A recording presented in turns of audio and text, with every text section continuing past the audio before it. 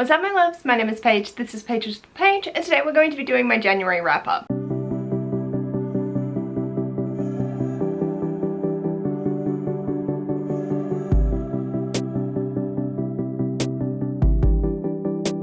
Hello my darlings, welcome to this video. This is my first wrap up of 2024 to be talking through all the things I read in January, and I'm so excited to talk about it. I am not going to go over all of my goals and things that I was aiming for in these wrap ups just because there are so many duplicates and I'm playing things for everything. So I'll quickly say that I did manage to participate in the TBR-a-thon, which was hosted by Leandra for TBR Zero, and I'll leave them a link down below. And I had so much fun. I did their bingo board so I could sort of just work as I needed it to. So I did that, so I got the themed Pokemon for that one, and it's so cute. I'm just so happy with it. And I attempted to participate in Squash That series, but I entered into a reading slump. So let's talk through the stats and how everything went. So in the month of January, I only read 9 books, which I think was the same as December. I don't know what it was, but I could not get myself to focus on a book. I did also go back to 5 days a week starting on the 8th of January, but normally like that first week I blast through so much, and I did and I didn't because of the first book that I started my year with. So it still equated to 4,015 pages, which is slightly lower because that only works out to be 130 pages per day, which I'm happy with. My goal is just closer to 150, but I'm starting to realize that especially going back to full time, that's not feasible. So I'm happy with 130, but it does also work out to be 446 pages per book, which I am thrilled with. One of my goals is to have 60% of my reads be over 300 pages, so nailing that. Speaking of, I had 2 books in the 200s page range, 2 books in the 300s, 3 in the 400s, 1 in the 500s, and 1 in the 700s. My average rating was a 4.5. I read 1 contemporary, 5 fantasy, 1 manga, 1 romance, and 1 thriller. I read 2 books physically. I had 1 ebook audiobook combination and 6 physical audiobook combinations. I read 2 middle grade, 2 young adult, 1 new adult, and 4 adult. I had 2 3.5 star reads, 1 4-star, 1 4.5, and 5 5 stars. I read 1 standalone. I started 1 new series, which was fun because it was for BookStara. I continued with 5 series, and I also managed to complete 2. There were 6 series that I worked on in total because I continued with 1 and then finished it. My biggest book was House of Sky and Breath by Sarah J Maas at 768 pages, and my smallest book was Castle in the Air by Diana Wynne Jones, which was 289 pages. My listening hours was 32 hours, which is nuts. I feel like I barely read anything. I am trying to just have my hours read a bit more rounded. So either going to the closest half, whether that be rounding down or rounding up. So depending on where it falls, and I feel like it will all come out in the wash, but I can't believe I only read 32 hours of audiobook. So let's talk about it. So I, like I said, ended up in not necessarily a reading slump, but just I couldn't get myself to read. And this came later in the stack, but I'm going to talk about it now, and that is The Book of Doors by Gareth Brown. I got 122 pages of it, and it's an ARC, so there's no audiobook, and I kept falling asleep even though I'm really enjoying this. So I just could not physically read, and this is the thing that I think really solidified the fact that I was just in a really weird headspace. I couldn't get myself sorted. I'm training a new person at work, which they are great. I love them, but I don't have the energy to be able to physically read at the moment. So I got 122 pages into this. I will continue it sometime, hopefully in February. The goal is to finish this by the end of February, but we shall see. And so that really had an impact on my reading. The other thing that had the biggest impact on my reading was starting off my year for qualifying for Squash That series and deciding to read House of Sky and Breath as my first read. And this was a mistake. Not reading it, but reading it as my first read for the year. This was a 3.5. I don't know what it is. I think I'm falling out of love with popular fantasy. It's just not screaming to me the way that it is. I'm having a reader existential crisis, if you will, and I just don't know what I want to read. I'm still loving so much, but again, it's not hitting the same notes. And for me, this was just, I managed to do it in a very short period of time, but I just didn't connect with it in a way that I thought I would. It was still really enjoyable. I'm still curious to see where this goes, and I will be reading House of Flame and Shadow, but I need to read the other series that I was not going to continue on with for the moment before I can do that, because this ending pissed me the fuck off with the crossover of the worlds. I didn't know that going in, so when I got to the end, I'm like, oh no, oh god. I now have to read an extra book that I wasn't intending on picking up anytime soon to be able to continue with this series. I'm pissed. So it was just one of those situations that just didn't work out in my favor, and that's fine. Again, I don't know what it was, but the sex scenes, I could not vibe with it. And I am all for sex scenes. I have no qualms. You can throw anything except for pumpkin spice at me and I'm on board. But I was listening to the audiobook going, I really hate the descriptions of these sex scenes. I am so uncomfortable. I am so not vibing it. And that was so weird for me, because I've enjoyed Mass's sex scenes before. That hasn't ever been a problem. So I think I was so burnt out from Christmas, and trying to get through this quickly for Squash That series was just a choice that I made that I didn't think through. So it's fine, we're here, we did it. But I think it put me into a teeny bit of a reading slump, and I just really struggled to connect with anything from this point. But I still had 5 stars, so I'm not mad at it. It didn't ruin my reading. It was just one of those things that I was like, oh, why did I do that? On reflection, that was not a good choice. And I didn't realize for Squash That series, I should have just been starting and getting through a lot of series continuations to have those banked for future weeks. And I sort of just burnt myself out and ended up dropping off the face of the earth because I just couldn't. But in saying that, the next book that I picked up, I knew I had to revamp myself, and that was Hunter by Jack Heath, which I gave 5 stars. This was so fun, horrible, delightful to listen to. I zoned out playing The Sims while listening to it and had a glorious fucking time. I love seeing Timothy's just fucked up brain and how he's trying to be something that he's just not, and how he has to navigate all the different situations. This is the second in the Timothy Blake series. The first is Hangman, and I'm having a grand old time for this. This was for my bookish peeps. I need to continue on with this series. I think I need to finish it or read everything that's out for Crystal's pick, and Ren kindly gifted this to me. So this was also fulfilling the Cluedo books for me as well, same as House of Sky and Breath. So I'm very, very happy that I got to it, and I just adored it so much. So this really put me back into a positive note, but I probably should have started my year with this instead. Then I think I did a random series. I ended up picking up How Hard Can Love Be by Holly Bourne, which is a book from my Rainbow shelf, which very much surprised me that I ended up picking this up. I ended up giving this 4 stars.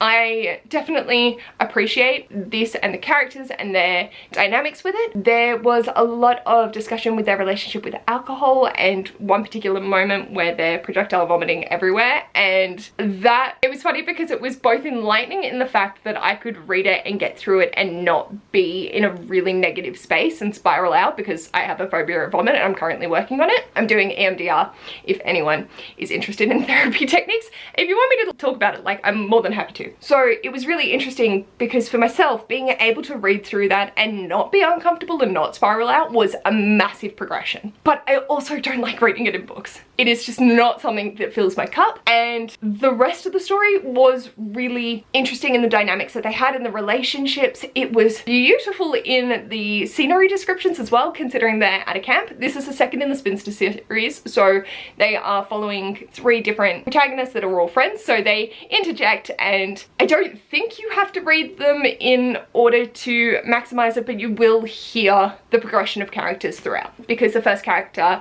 is dealing with OCD, and the progression is referenced in this, and they're celebrating the moments as well. I really enjoyed seeing Amber's development in this. There were just moments that I was like, oh, no.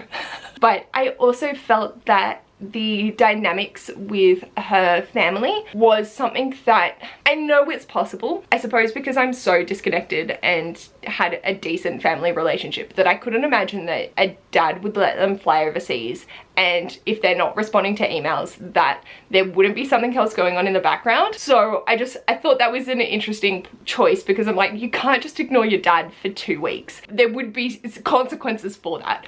But I really appreciate how it went, and yeah, I thought it handled the topics it went to address really, really well. Then we had Castle in the Air by Diana Wynne Jones, and this is the second in the House Moving Castle series, and I gave this a 4.5. It had a lot of the elements that I loved about House, but it just, I think I'm just not a fan of 1001 retellings unless it's done in a really, I haven't found one that hooks me in the way that I adore.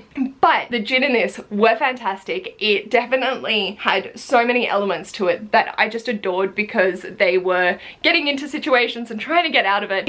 It didn't hit the same way as House, but it was still a lot of fun. It was still very whimsical, and I just had a glorious time with it. The audiobook was nicely narrated. I found that it was very easy to listen to as well. I had a lot of fun with it. It didn't fill the same void as Hal. Then for my book or revisited, I needed to read The Winter Duke by Claire Eliza Bartlett, and I did. And I ended up giving this a 3.5 stars. I really enjoyed the story, but there was just a few elements that drew me out of it every so often. I thought that the relationship dynamics in it were beautiful, and there was just a few different things that I was like, really? That's how we're going?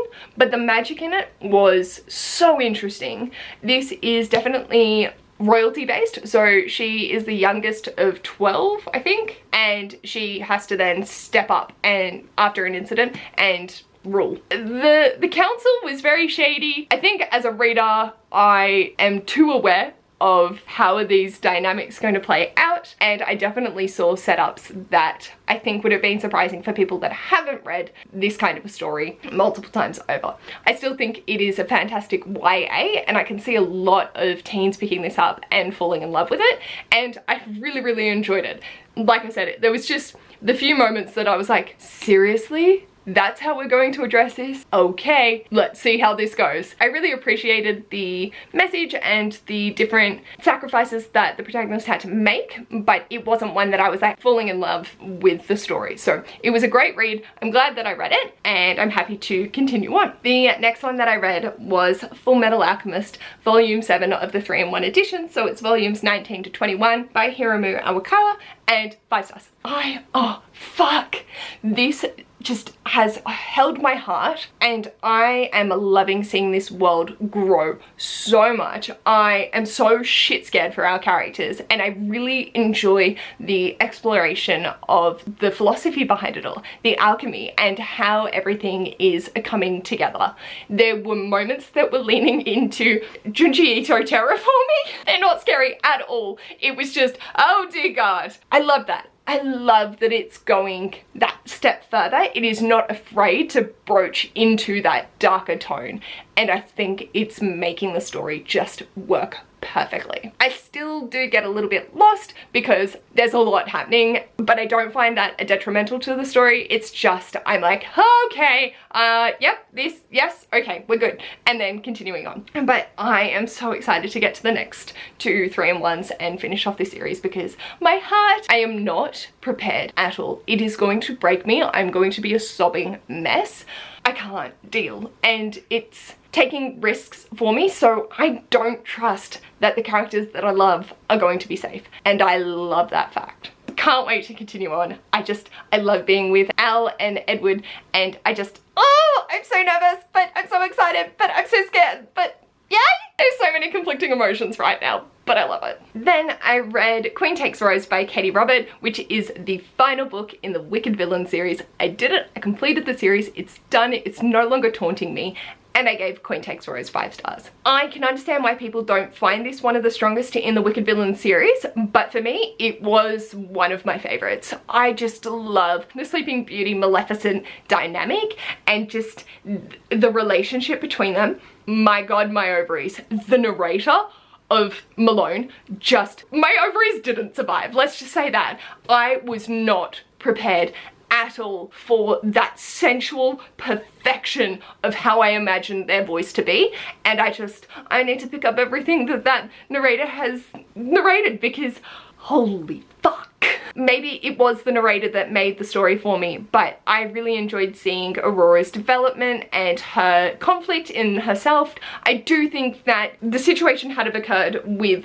the way that it did, and to fall in love with Malone, I don't think that is realistic. So I can appreciate that that would be a like, no, you can't, how? I fully appreciate that. But I just really like their dynamic. I like seeing them get to figure out their issues in a healthy-ish way. It becomes healthier, but I just appreciated the spark, the feist, and the ovaries. So, you know, that's what I'm here for Katie Robert, really. It's the spice, and it delivered most sensually into my ovaries. The next book that I read was Jade City by Fonda Lee, and this was for BookStara, where we're reading the Greenbone saga for the first 6 months of the year. So January, March, and May. And then we're doing the Good Girl's Guide to Murder series for the second half. 5 stars. Holy fuck. I cannot wait. I'm literally filming this, like, I'll be on the live in 40 minutes time, and I cannot wait to hear the discussion from Danielle and Amy and everyone in the comments. I've been watching the Discord. I haven't commented because I was just blown away by this.